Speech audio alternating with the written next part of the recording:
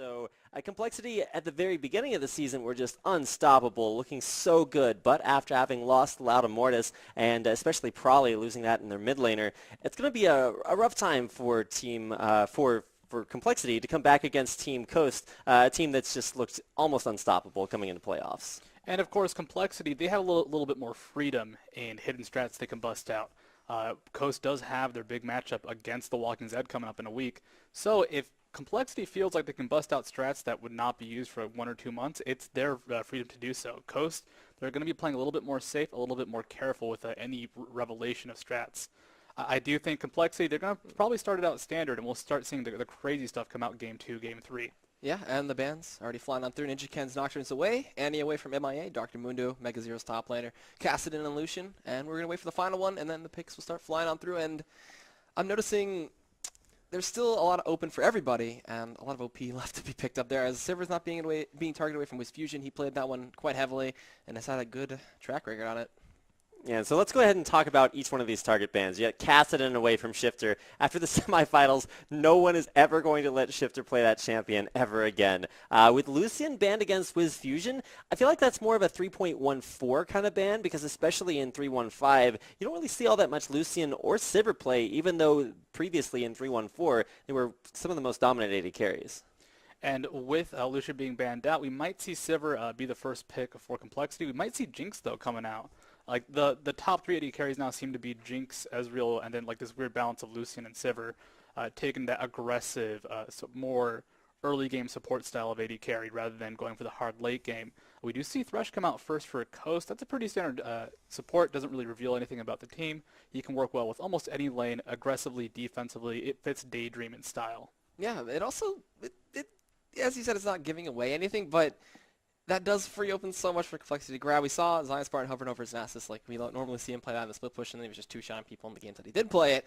But like you said, comfort pick for Daydream, so going to secure that one up for him. While Mega Zero hovers over potentially that Riven. We've seen him play before, as he is the best casual Riven in A. I think it was that Rapid set or something like that. The best something Riven in A. And Ninja Ken's Jungle Nocturne was banned away, so could go for his Hecarim, maybe. We haven't seen it too much. It's kind of fallen out of favor lately, and the Vi's there. There's just so many options. Yeah, I like seeing the Nocturne banned out against Ninja Ken. His, I think he went Trinity Force Last Whisper Nocturne and just completely destroyed DTG, Determined Gaming, when they played them in the semifinals.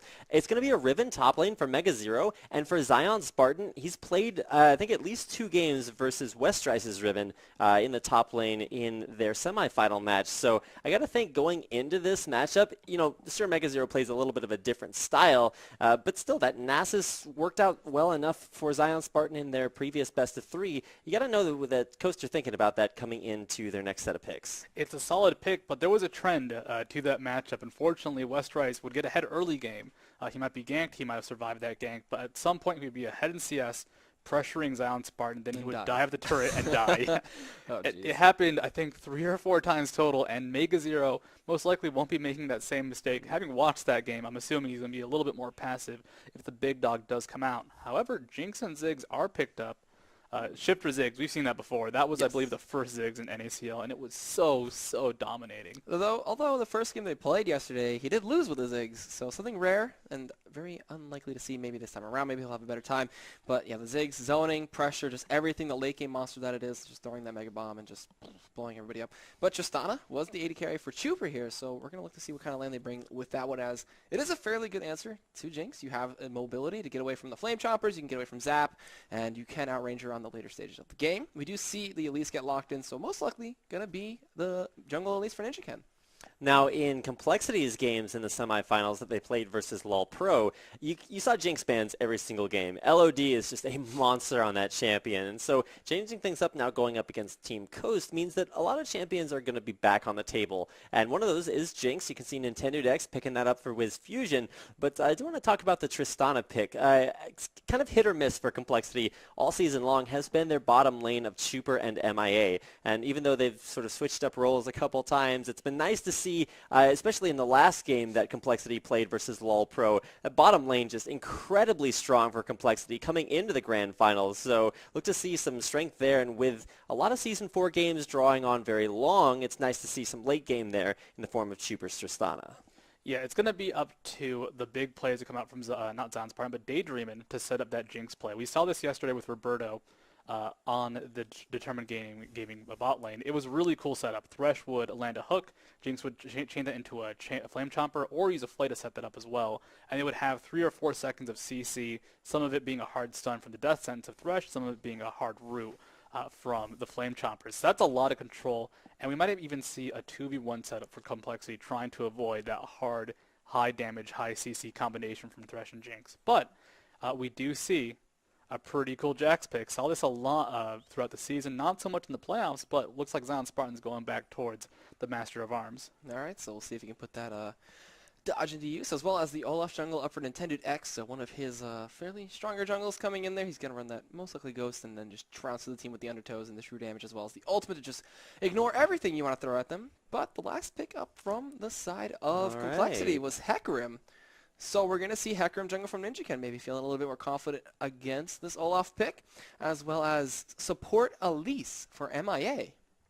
Now, the Hecarim pick, it's not something you see almost out of any other jungler. I don't think anyone else in NACL other than maybe VVV's jungler have pulled out Hecarim. And one of the reasons is, especially in Season 3, you just got outclassed early on in the jungle and really got bullied around. Here in Season 4, not only is mobility very strong, very valuable, but NinjaKen's just a monster on Hecarim. So it'll be nice to see if he can stand toe-to-toe with Nintendo Dex on Olaf, one of his comfort champions, even from way back in pre-Season 3. So be nice to see that matchup, and I guess the matchup between both of these teams as we get into our best-of-5 grand finals here at the NACL Season 1 playoffs. It's going to be an exciting set of games, and how we're going to split up 4 sponsors amongst 3 people is going to be kind of interesting. But I'll go ahead and start things off by thanking our wonderful sponsors at Loot Crate. You can see it right behind Dan's shoulder, which I guess is over there. I'm not sure how this is flipped, but either way, it's a crate of loot that Studio and Dan are both modeling for us pretty wonderfully.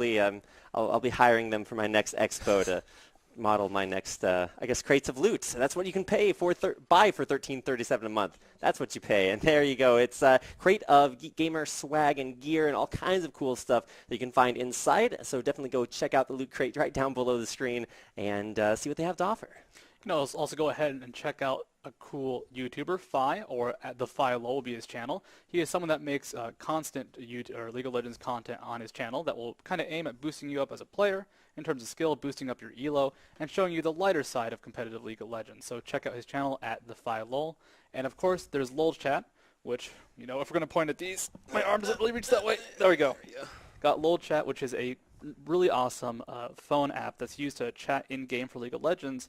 On the client, you know, send messages to your friends. If your PC is overheating, if your laptop is out of battery, you can still communicate with your friends because, frankly, I think League of Legends has become this instant messaging client for a lot of us. And also, the last and final and probably the greatest sponsor of all, we're going to have Phoenix Peripherals coming in. They make the finest and greatest not League of Legends, but mouse pads, keyboards, and they're working on a headset as well, so check them out at phoenixcollection.com. Elegantly crafted and very unique. But with that, we're going to go to some music and a quick commercial break. Welcome back, ladies and gentlemen, to the North American Challenger League Season 1 playoffs. We're here in the grand finals. It's a best-of-5 as Team Coast take on Complexity. Now let's go ahead and see if this defensive spread from both sides, will we see offense, will we see the invasion? Usually teams have been a little bit more passive for the game 1. And also something we didn't point out in Champions Select, MIA running Support Elise. Support Elise is something we've seen a few times. I believe Daydreamin' actually showed that on the big stage back in March in the LCS for his first game. And it is something that it is incredibly high damage, incredibly single target oriented, and definitely focused at trying to win the lane rather than transition into a big team fighting monster like Sona or a Zyra. All right, guys, and if also you don't know who we are, I am Egad. In the middle of me is Studio. You can't see that just yet, but at the end of the table, we'll be rapid casting as well. We are here to bring you the TriCast for the Grand Finals, and yeah, that Elise, like you said before, it's going to be very interesting to see how it does go off. That percentage damage, Neurotoxin, Venomous Bite, as well as Repel for some sneaky baits, if anything. And also, they both started Dorm Shield, so Daydream and MIA kind of with a similar start. Yeah, so Crepo's going to be really sad out there, but for the purposes of tonight's games, that's actually going to be really cool to see not only just the Doran Shield start, but also support Elise. I remember way back in the day, I think the first support Elise I've ever seen was on Samsung Galaxy Blue, I believe it was. They added a support player named Ming 9, and he crushed everyone's support at least, and the people are like, hey, this is really good. And it had its moment, but then kind of died off with a lot of the support changes. But coming back, man, MIA is an innovator, and we'll have to see what he sees in support Elise here today. Now we won't see the support Elise coming out in a 2v2. We can see Complexity already grouped up in the top lane. Looks like they're aiming for a 2v1. However, Coast roaming at the last second could transition. And actually, this is going to be a late blue steal. All right, they're going to look to mosey on their way in. There's a ward over the wall right now, so they will spot him out. Ninja Ken going to go to the wall, drop his own ward, spot them. And this is going to be the smite steal. The Death Sentence does not connect. They're going to look to pull this away as the Undertow does connect onto MIA. It's going to force Ninja Ken back out. They're not going to, maybe they're going to look for the smite steal. Nintendo X is tanking it up. There's going to be an explosive shot applied to Daydream, and he's going to back on out. And it will be the smite steal over to Ninja Ken. No, it's Daydreaming. Oh, wait. Daydreaming cut it with the flay. All right. No, he started Death Sentence. He got it with the auto attack. All right, so blue buff will be transferred over to that top 2v2, and both junglers kind of out of luck. Ninja Ken didn't actually get a chance to use Smite, so a little bit missed Smite there by Nintendo Dex, but still, blue buff on Coast. Yeah. And blue buff going to a Thresh, it's actually going to be very, very cool for him top lane, because you can just play super aggressively, toss out Death Sentences left and right. Jinte? Getting poked out heavily. Satchel charge towards his turret, but he'll chuck some potions and be just fine.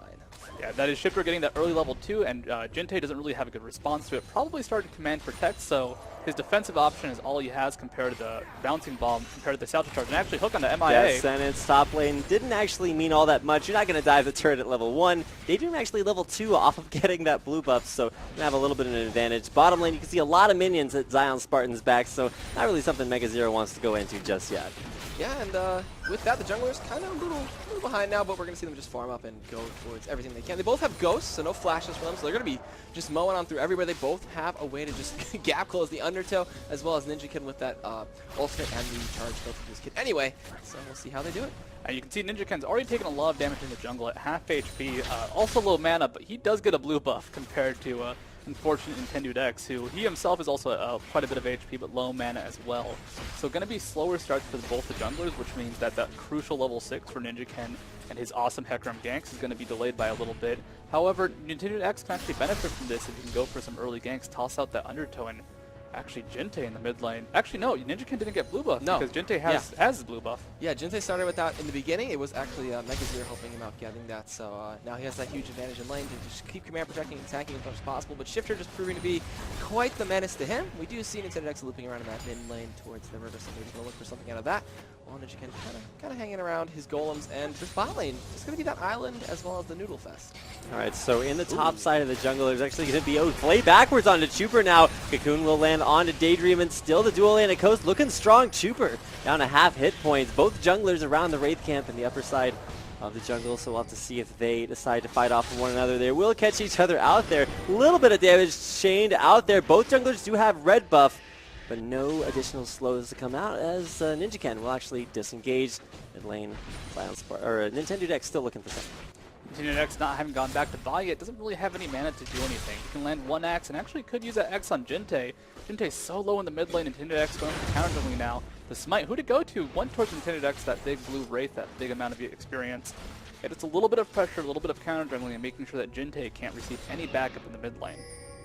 And with that, the blue Wraith going over to Nintendo X, minor victories and give him a bit of an advantage. And still, if we look at the CS, in top side, Wiz Fusion coming out very far ahead currently with that 11 CS lead. So Chuper being pressured as well as that blue buff on Daydreaming, let him just keep throwing out those death sentences and harass with flays. So a really good job from that one as they'll just be content with farming the turret and trying to catch Chuper back on up.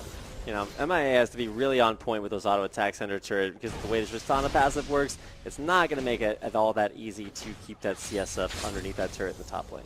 Yeah, unfortunately, because Thresh had that early blue buff, that meant a lot more pressure in favor of Coast up in the top lane. So MIA and Chuper stuck underneath the turret. That means that, well, Explosive Shot ruins a lot of last hits. That's considered a normal counter to Tristana. You just push in non-stop and she can't last hit reliably underneath the turret. But normally it's hard to do because of the passive, but with the pressure from a blue buff Thresh, you know, that's a lot of extra flay damage to push, and that's a lot of missed last hits. Now, I've seen both mid laners go back already. Double Dorans is the item by there for Jinte. He's going to get knocked around there. There's the minefield just trying to zone him out. Death Sentence, though, in the top lane. Lands onto Chuper right on top of those Flame Choppers. Barrier's already out. There's the support at least damage right onto Wiz Fusion, but it's a bounce house out there for Chuper. He's going to get himself back to his own turret. Stays alive, but still a lot of lane dominance there for Coast. Yeah, that Ignite just ticking away, forcing him to jump out of there. He still has Flash to be able to barrier down. It's going to be a big deterrent for them to keep on fighting while we do have Ninja coming up top. Going to walk through the ward in the tri-brush. You can see the pings coming in, as well as with Fusion and Daydream. Now going to go back to having that free lane. Ninja comes on up top. He's going to fight the Cannon Minion. Go back to AoE clearing. Descendant's not going to connect. He just walks on straight through. But that'll be the end of that. Yeah, it's all about keeping the turret alive. Can't really make a play because MIA just a little bit too out of mana. Nintendo Dex has just been hanging out in the Wraith camp for Complexity so far. He knows that at this point Hecarim can't 1v1 him. That undertow damage and the direct plus are just too much DPS for a poor little pony Hecarim to handle. So as long as he can stay offensive, focus on counter-jungling, focus on slowing him down, that makes Hecarim quite weaker because he hits level 6 relatively slow, and Nintendo Dex just gets a decent amount of farm. You know, I always wondered if Complexity communicated with Ninja Ken by Morse.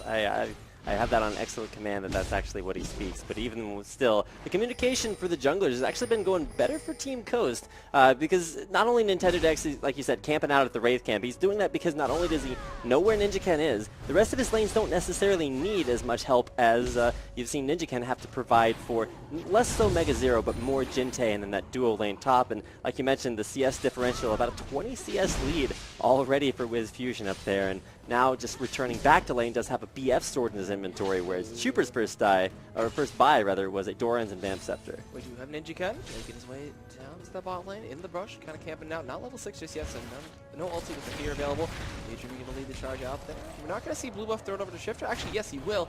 Nintendo Dex going to toss that one over. Ninja Ken decides it's not worth his time to stay down there and hits level 6, and Zion Spartan does go back as well, so picks up his Tabby, his Ninja Tabi, and some potions, and we'll just go back onto that lane. Yeah, it's going to be very difficult for Zion Spartan to get a reliable item build this game. If he goes for straight up Triforce, there's a chance Riven can get a power spike from an early Brutalizer, early Tiamat, just to try and shred through him. If you go straight up for the Blade of the Rune King, then he runs into an issue where his damage just might not be high enough. So he's going to spend a lot more time in lane than he'd like to. He's going to focus more on a laning build, which Doran's Blade, Doran's Shield, it's very efficient. The items provide a lot of good early utility, and against someone like Riven, who A, deals a lot of damage, and B, those auto attacks really chunk, you really need that extra defense and extra damage to survive through that. It's a pretty defensive option, but he wants to be in this lane for a long time. Yeah, just going to sustain with that one. We do have a Lantern coming in right now. Daydreamin, maybe looking. He's actually baited. He's fooling them right now. The Flay comes in. Chuper not even going to jump away. Will just go back to farming that end. Daydreamin, very sneaky, very cheeky. Trying to make it seem like Nintendo Dex is up there. We do have Ninja Ken roaming on up at level 6. Science Spartan and Mega Zero just going back into the little noodle fight. Nobody all inning, nothing crazy going to go down. Ninja Ken is behind the turret right now, so potentially going to be very explosive on this wave if he does use that charge. Coming onto Chuper. There's a Cocoon coming in. Flame Charmer's going to Zoe. He already flashed. The Flay stops the charge. He's going to pop in with the ultimate, and that's going to be first blood over to Ninja Ken. Now with red buff, a Buster Shot into the wall for Wiz Fusion. But when Ninja Ken gets the double kill, has double buffs in the mid lane, it's going to be a push in response. Easy as pie, that gank top lane, and whether or not that's the name of Ninja Ken's pony, he's getting in there for the first couple of kills, taking both of them, and when Ninja Ken gets ahead, you know, he does build tanky early on, but it's still, you know, he's not afraid to build damage. We've seen Trinity Force, even Last Whisper built out on his Nocturne. And they really need those kills top lane. You can see the CS difference between Jinx and Chuper. Like, that is 25 CS right now after pushing up to the turret. That is a tremendous difference. And think about this. Jinx will be a lot more powerful than Tristana mid game just because of her high sustained damage. Tristana will be a lot more effective late game because she gets attack speed when she attacks from that 700 range. But if we see Jinx going into the mid game more powerful than Tristana, Chuper is just going to be kind of worthless in team fights. So getting those early kills is huge, but Mega Zero getting dove. There's the stun to come out. Will it land? No, just dashing, dancing around, but it's the bouncing bomb from Shifter to pick up the first kill of the game for Coast. Nice three-man roam there that should free up potentially a Dragon. Ninja Ken is rotating towards that. They could have gone for the turret. There was a bit of time before Chuper and anybody else could respond there. They still gave Wiz Fusion and Daydreaming a free lane with a rotation, so if Complexity can't snag up this Dragon, it doesn't look like it's going to be worth it because they're going to lose that top tier 1. A lot of damage on the bottom tier 2 as well. Ninja Ken now trying to pressure, can deal a lot of slow and deal a lot of DPS. Just like the red buff to chase him down. He's going to pop the dodge. They throw on the Command Protect.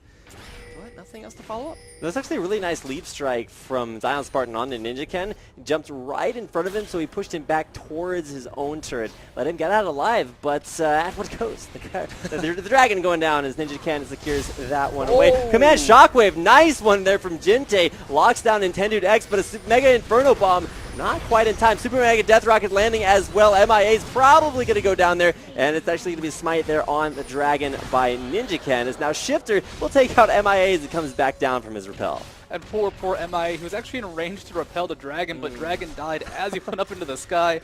Come back, NinjaKen. That is one of those risks, though. Had they not smote the dragon right away, there's a chance that, well, MIA would have missed, or still gone down, dragon could have been stolen, and it would have been really bad. But still an efficient trade. You know, dragon for a death, it's not great, but you still get a little bit more gold as the team taking dragon.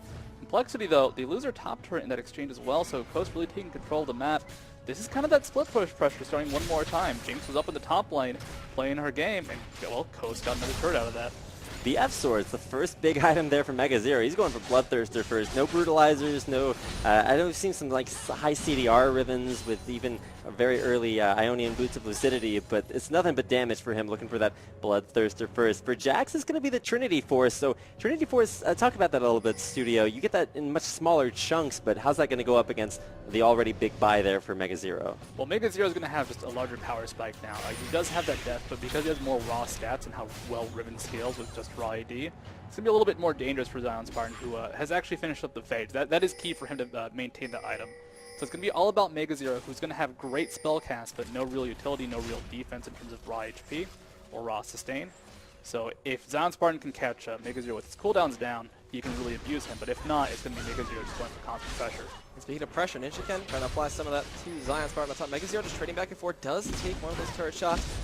Dash in, looking for some more damage. Are they looking for the dive, though? He's hanging around there. Looking for it. I think he actually got spotted out there. I don't know if that vision is going to be doing that much, but now the charge comes in. He's going to actually back off that. I think they're just going to go for the tier 2. He goes in for a little bit of harass there with the charge damage. Mega Zero pops the ultimate, looks to go in, doesn't get the knockup. The shield fades. He still takes full damage from that turret. But the tier 2 actually going to take a lot of pressure and may go down while down bot. A ton of poke coming in. It looks like 4 members of Coast should be able to grab that one up, and their dive is going to happen. That flame charges through the turret. A huge command Shockwave locks down Daydreaming, but it's Nintendo X to pick up the first kill. Now NinjaKen very low up top. You're going to have to keep an eye on that lane as well, but there's going to be the execute there right onto MIA. Daydreaming's got souls. He's a soldier down there looking for another death sentence there on to anyone he can catch. Can't find anyone just yet, and that's because they killed them all. A nice 3-for-1 exchange in favor of Call. A beautiful, beautiful fight. That is really taking advantage of the fact that Complexity does not have a super strong team fight support. MI dealt a lot of damage, was able to get to the back line very quickly, but that's just a support. That is not what they need in a big initiation like that. They need the Sona ultimates. They need those big team fight spells. And Jinte right now not doing enough DPS, not having enough CC to really kind of counter that hard initiation compared to Shifter. Well, he's got big bombs coming right at him. Yeah, and you could just see Jinte actually landed a pretty nice command Shockwave to start the fight off. The only problem is that it was kind of a momentary annoyance. Didn't really do a lot of damage, whereas Shifter, who threw that Mega Inferno Bomb way behind the turret, just set up perfectly for that dive. And, you know, Wisp Fusion did die, but hey, you know, you got to take one for the team. And now 3-0. Shifter is just starting to look incredibly strong. Looking probably for a death cap to come out after his Athene's Unholy Grail. And Zion Spartan was actually able to not win that top 1v2, but he didn't give up a kill. He kept his turret alive. As far as Coast is concerned, that's definitely a victory. Unfortunately, NinjaKen, this is something we saw last game, or last night versus Low Pro. NinjaKen playing Ekram, he's very squishy. Only level 8, doesn't have a whole lot of armor or magic resist, so as a result, when he's diving a turret, it's very easy for someone like Zion Spartan to survive long enough for him to force a retreat. And kind of the story this time, he goes for the aggressive dive, but he can't survive enough turret shots, and Mega Zero was also low on HP as well. Yeah, really, really good dive still. Either way, we're going to see the look to go back towards the jungle. The dragon going to be up in a couple minutes. Mega Zero still pushing on up top, looking to get that tier 2, but Zion starting to respond to him. Almost eventually, but the Bloodthirst is going to be a lot of sustain. It's going to be an initiation in the bot lane. Ignite comes through, looking to get this kill, and it will get passed on over to Wisp Fusion. An easy dive for them. Well, now Shifter looking to go into MIA. Bouncing Bomb comes in. Satchel Charge knocks him at the wall. There's the Mega Death Bomb. The Bouncing Bomb, no, it actually wasn't thrown out in time, so he will be able to just barely get out of there. And with that, a nice strong push going to come in, and a minute and a half on the next dragon. And MIA almost getting taken down there. You can see that Chuber actually put his Trinket Ward in that bottom rush to make sure that he could, hit the back button without walking all the way back to his turret. but nice job there, especially by Daydream and Thresh, lanterning in Wiz Fusion there, just cut off Chuper, and we're able to take him down. It's a Blade of the Ruined King first build for Tristana, and while that adds more duel potential, Ninjaken getting grabbed out. Looking to see what he does. He runs into the Flame Choppers, unfortunately. A repellent on the minions. MIA looking for a catch here. Mega Zero's on the side, flanks them in. The box gets dropped. He gets played forward. It's going to be the Wind Slash for the kill. Daydreaming goes down as MIA going to get chunked out there. The Super Mega Death Rocket not connecting in from Wiz Fusion on a target that they would look for a kill on, as now the fight may still go on. Wiz Fusion not going to spot it out by any wards. A lot of pink ward coverage coming in early on in this game from Daydreaming and the whole Coast roster. A great flank coming out from Mega Zero, going from the top turret. He realized he could not push into the inhibitor turret. Very dangerous for him to do so. But Zion Spartan is being so pressured right now because he doesn't have any major item compared to the already finished Bloodthirster from Mega Zero. A lot of gold went towards Ninja Tabby, and well, if you play on Riven, you'll have found out that sometimes you just don't need to buy boots.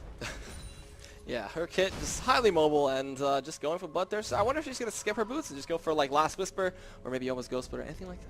On the other side of the hand, it's Zion Spartan, who's, like, we talked about how he's going to get smaller and smaller power boosts, but now Ninjaken getting jumped on there by Nintendo Dex. It's nice to see that, you know, Nintendo's got some backup, so it's not necessarily a 1v1, but it's still a big source of strength in jungle. Oh, Death Sentence misses there. And there's actually a flay backwards, no Death Sentence to follow up. The ward will spot the mouth. They're going to back off. Dragon is currently live, so we're going to see as it looks like both teams are going to send all 5 members down there, and this could be a big team fight. It's going to be up to Complexity to get that good initiation off. They need Hecarim to get his ultimate with a perfect shockwave. Chuper got to get over that wall right about now. Oh, they all tried to steal that one right there, and it looks like they'll back off and give up the dragon pressure, and it looks like this is going to be handed over to Coast. Complexity just not feeling that confident right now. They're behind in gold. They know they're not the strongest team right now. And even though they've got a lot of really good AoE teamfight ultimates, they do have some problems. You know, trying to dive into a Ziggs is very dangerous. Because he also has the Minefield and Olaf backup, and well, frankly, Zion Spartan, I think they're scared of that AoE Counter-Strike stun. So for right now, it's going to be a Lantern out there pulling Shifter back in for a blue buff of his own, or rather of the enemy teams, is taking that away from Complexity. It's been interesting to watch the Dragon control. It's a good indicator for which team has the dominance at that point in the game. It's tied up at 1-1 right now, and with the objective lead there, or Coast rather, up 4 turrets to 2.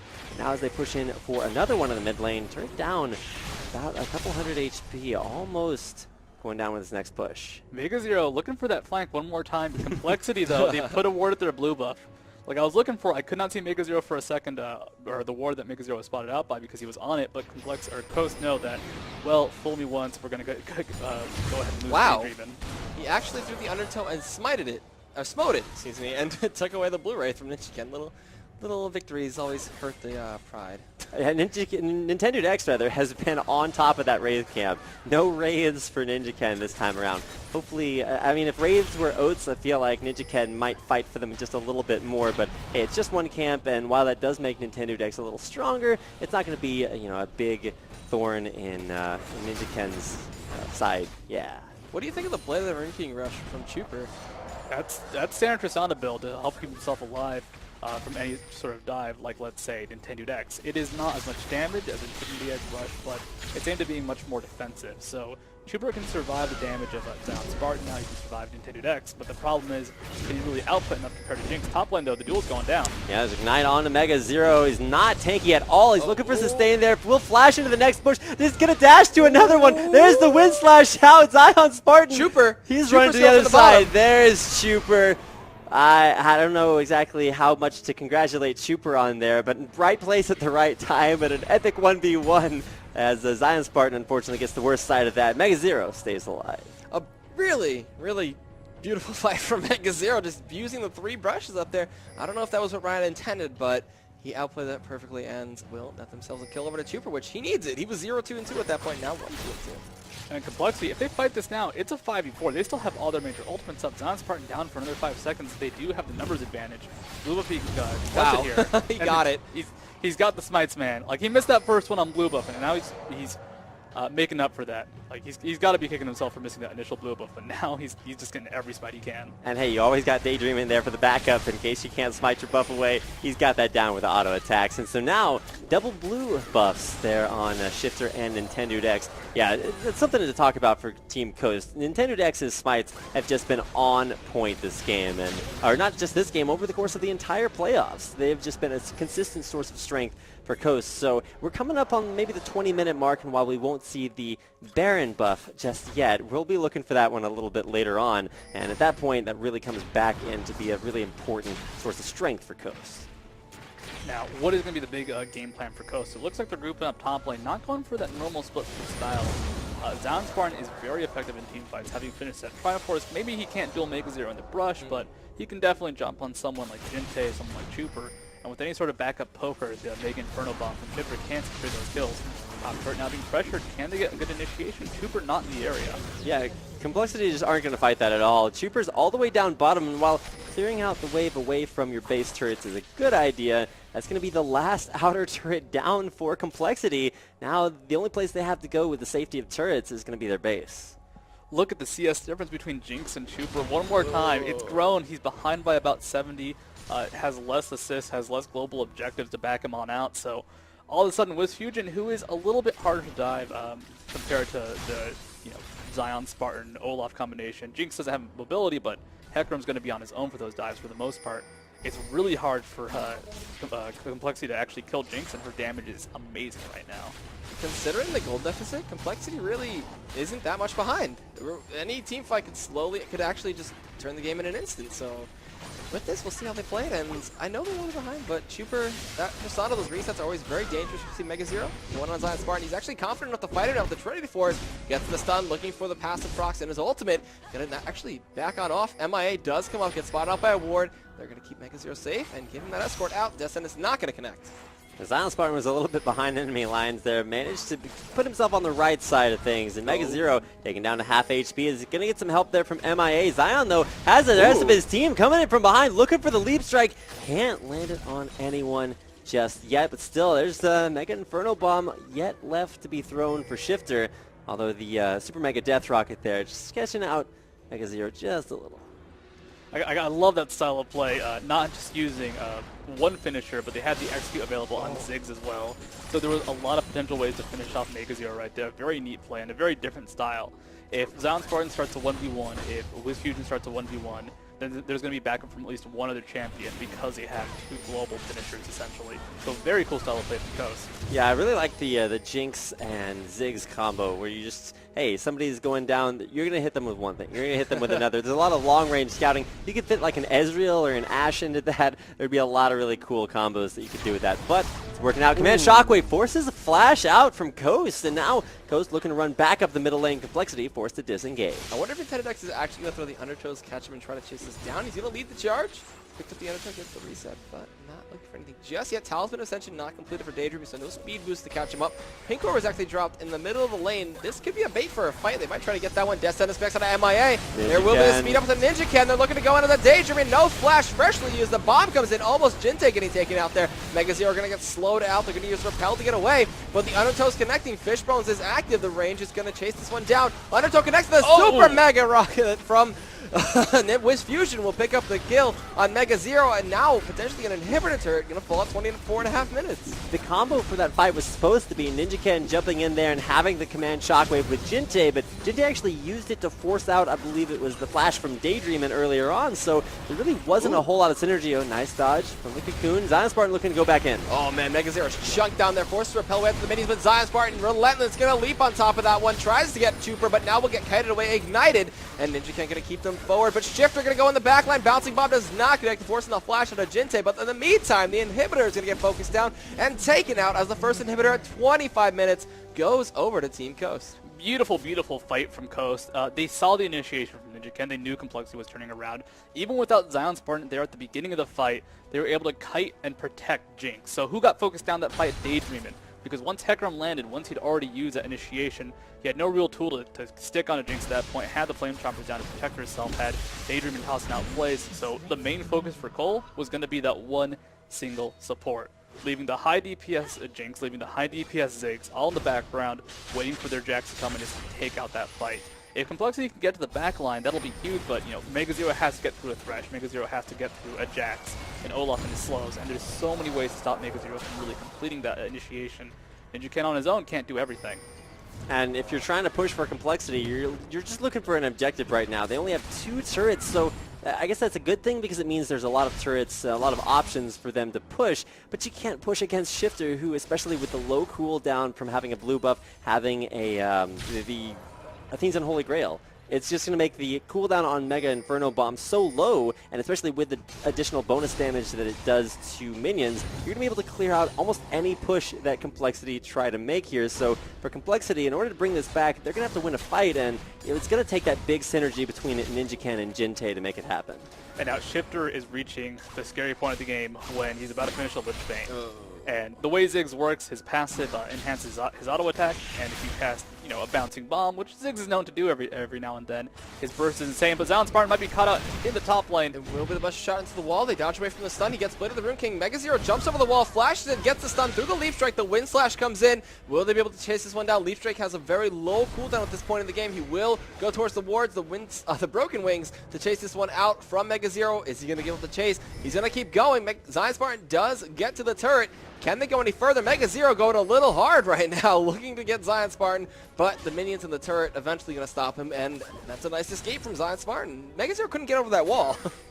But Coast in response pushing in the top lane now. They know that Mega Zero is not going to be there, and actually Mega Zero is still in the area. NinjaKan, he's going to get pulled back in there. He doesn't want to be with you always. He's going to go down, and there's going to be a nice kill. Perfect catch there for Team Coast as they look to crack the base, pushing in the top lane. NinjaKan unfortunately can't get away. Oh, that ultimate is huge from Jintei, but there's no follow-up. They needed their Hecarim, they needed their pony, but fortunately already taken out. Alright, so he actually mainly used that to just clear out the whole wave to keep it from pushing, but now it's going to be out for the next fight. They're going to let the Siegers out. Dissonance does connect on the Nintendo X, but in the meanwhile, Mega Zero still pushing that bot lane and does secure a turret, so trying to capitalize on whatever advantages, he'll go back to base and try to make it a 5v4 for the next fight. Coming out of base, he doesn't have boots. There's actually the completion of Mercury Treads, but no home guards available to him just yet. He's going to come out the slow way. NinjaKan, one fast pony coming out there, but no one to initiate on, and grabbing the Lantern Wiz Fusion. The rest of Coast will disengage. Coast, they have that mid inhibitor down. They have the map control, so for them, applying pressure is not so much about trying to finish the game very quickly. Their late game is fantastic, but more about making sure Complexity can't do anything. If you look at the ward coverage, there really isn't a whole lot across the map, but it's just some defensive wards from Complexity and some aggressive deep in the Complexity jungle ward coverage for themselves. Bot lane, it looks like Zion Spartan actually being chased up by Mega Zero.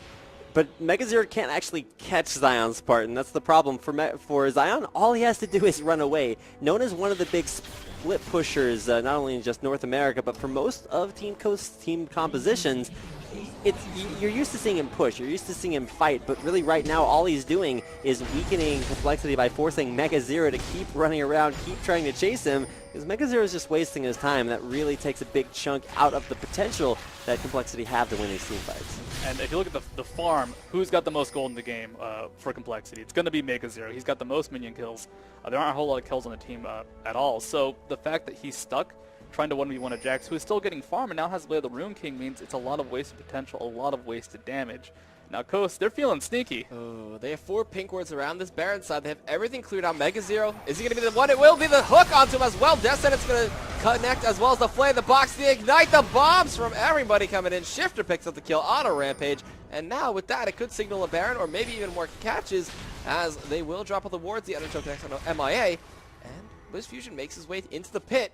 They will be looking to start this one up potentially. There's a Scrying Orb actually being used out there by Nintendo X, as he did, not Nintendo X, by Daydreamin. He did sell his Warding Totem, so will use that to a little effect to try to scout out MIA and NinjaKan. But with that, they're in the pit. Death Sentence does not connect. They will be able to clear out that ward very easily. And will this be the Baron?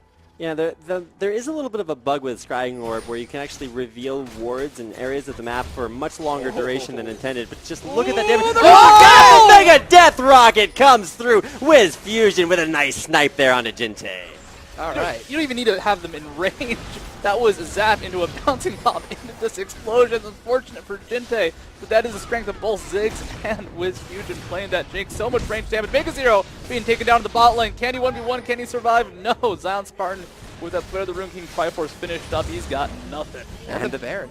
There we go. See, no one's jumping in the pool just yet. We're going to have the Baron buff there on Team Coast. Now it's Zion jumping on a Trooper. Can Trooper make it happen? He's going to rocket jump away. Wow. Flashing. Zion Spartan gets the kill. Now it's MIA in a 1v1, but it's not something he's going to be able to win. Ties it up. Wow. Trades 1 for 1, but Zion just doesn't tie. Takes 3 members of Complexity to kill him. Everyone dead right now for Complexity died at the hands of Zion. That was beautiful.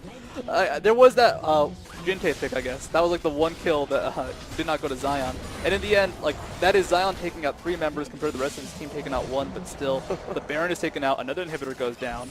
Jax is just too strong at this point. Mega Zero clearly can't 1v1 him. Oh, there's a grab there on a Jinte. Mega Inferno Bomb takes him out there. Wiz Fusion's pushing the rest of the Complexity back onto their Nexus fountain. And now, with one turret going down, another hook lands onto Mega Zero. There's a dash in from Daydream and won't be going down, or onto Daydream from Ninja Ken. He's going to be running around. Nintendo Dex throws down Ragnarok, and it is, in fact, the end of days for Trooper as Wiz Fusion just takes him down.